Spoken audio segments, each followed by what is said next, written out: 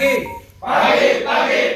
luar biasa. PTPN Tubuh juara Bank Negeri. Wan PTPN. Wan Culture. Terima kasih Bapak. Pagi ini kita apel pagi sekaligus melaksanakan rutinitas mingguan, yaitu program internalisasi budaya. Salah satunya yaitu program Culture Booster. Program Culture Booster ini adalah bentuk sharing session, waktunya diskusi sharing dari pimpinan ke anggota, termasuk bapak-bapak ke mandor, ke anggota-anggota yang masing-masing di lapangan, bisa sharing tentang pengalaman, tentang apapun itu yang berkaitan dengan budaya kita, ya kan? Utamanya untuk menunjang produktivitas. Nah, di bulan Oktober ini Pak, tema kita adalah ISG. Nah, ISG ini merupakan program yang dicanangkan untuk bulan kedua. ESG ini adalah environmental, sosial, dan governance. E-nya ini atau lingkungan. S-nya ini adalah sosial. Semua yang berkaitan dengan sosial, Pak. Kemudian ini governance atau tata kelola. Nah, dalam industri perkebunan kelapa sawit kita ini, khususnya pelaku, ini harus diimplementasikan Pak. Ini kaitannya banyak. Environmental di sini berkaitan dengan lingkungan, ya kan? Lingkungan ini intinya kita praktek yang baik Pak. Lingkungan ini salah satunya kita tidak boleh zero burning, yaitu tidak boleh ada pembakaran, ya kan? Tentang lingkungan, kita nggak boleh bakar, deforestasi. Nah, ini diatur ketat Pak, terutama untuk perusahaan yang membuka lahan baru. Ini diatur di dalamnya. Kita komit mempertahankan HCV. Kalau Bapak dengar HCV itu atau NKT atau carbon stock yang lain.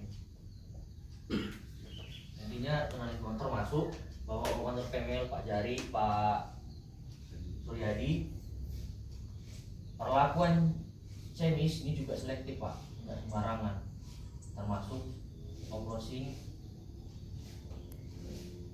penggunaan air. Intinya penggunaan air dan limbah itu tidak boleh mencemari lingkungan. Nah, itu. Jadi kalau ini sejalan dengan sertifikasi atau komitmen kita tentang RSPU, ISPO kan gitu, dan lain-lainnya. Kenapa? Karena dalam prakteknya kita tidak boleh mencemari lingkungan.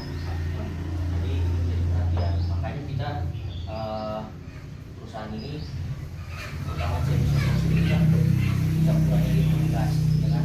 Kemudian saya juga dia kerja, semua dibilas, dikunci di situ, ditampung juga, dan resikonya lagi dipakai untuk umroh lagi besoknya seperti itu. Jadi kita benar-benar meminimalisir dan bahkan nggak boleh mencemari lingkungan. Jadi Bapak juga nggak boleh nanti ngambil air dari paret-paret seperti itu nggak boleh. Kemudian sosial ini Pak, seberapa berdampaknya sih perusahaan kita ini terhadap kesejahteraan masyarakat, baik kita sendiri sebagai karyawan maupun masyarakat sekitar. Ini termasuk juga hak-hak tenaga kerja, bantuan sosial dan lain-lain. Ini di dalamnya terhimpun. Jadi hak Bapak kalau belum terpenuhi, berarti prinsip ini belum terimplementasi, kira-kira gitu. Tapi sejauh ini kan semua terpenuhi, bahkan sosial kita dalam bentuk CSR atau DJSL itu kan berjalan tuh untuk masyarakat sekitar, bantuan seperti itu Pak. Kemudian governance ini tata kelola yang seperti apa Pak? Tata kelola yang baik di sini menjunjung tinggi transparansi dan akuntabilitas. Transparansi ini apa Pak? Semua bisa akses, semua bisa tahu. Kita perusahaan tertutup, mulai dari level diakses melalui web, misalnya BTPN 4 ataupun holding perkebunan, semua dapat diakses, semua kita tahu mulai dari satu organisasi sampai dengan lingkungan dan segala macam itu, laporan-laporan apa bisa diakses, tercatat dengan secara terperinci dan baik, dan tentunya setelah melalui proses audit.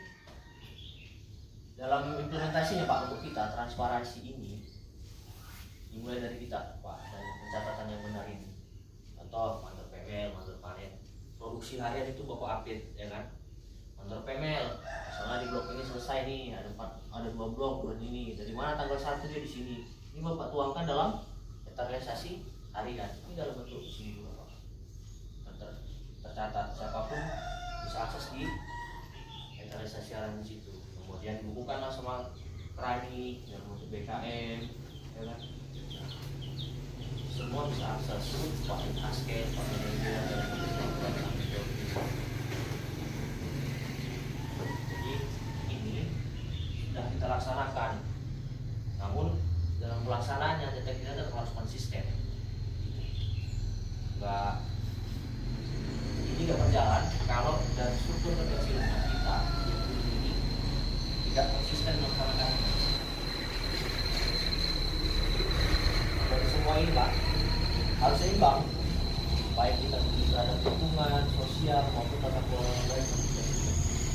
Bapak mau lihat apa, mau transparansi apa, kita komit, kita komitmen ini terhadap kepatuhan dan lain-lain, kita sertifikasi, ada RSPU ya kan, ada ISPU, SMAP, manajemen anti penyuapan dan lain. Ini kepatuhan kita semua Pak.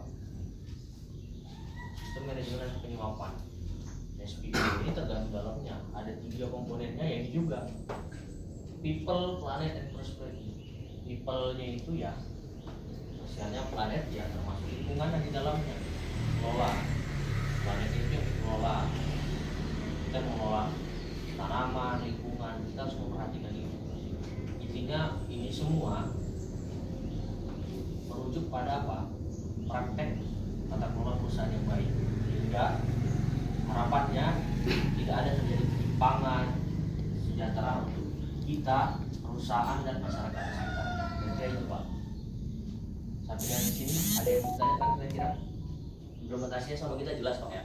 Mulai dari pencatatan kita Bapak Mandor, Nyelupuk ya kan, transparansinya jelas, Bapak Mandor Payment siapapun bisa cek di sini program kita ini, ada kita programnya, kemudian hasil pengerjaannya kapan per hari, tertuang dalam peta realisasi kan gitu, dibukukan sampai dengan level manajemen, nanti dilaporkan ke perusahaan, semua bisa diakses.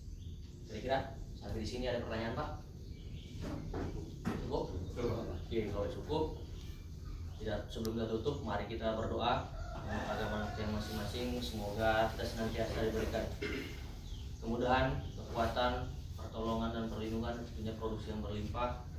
Berdoa dimulai.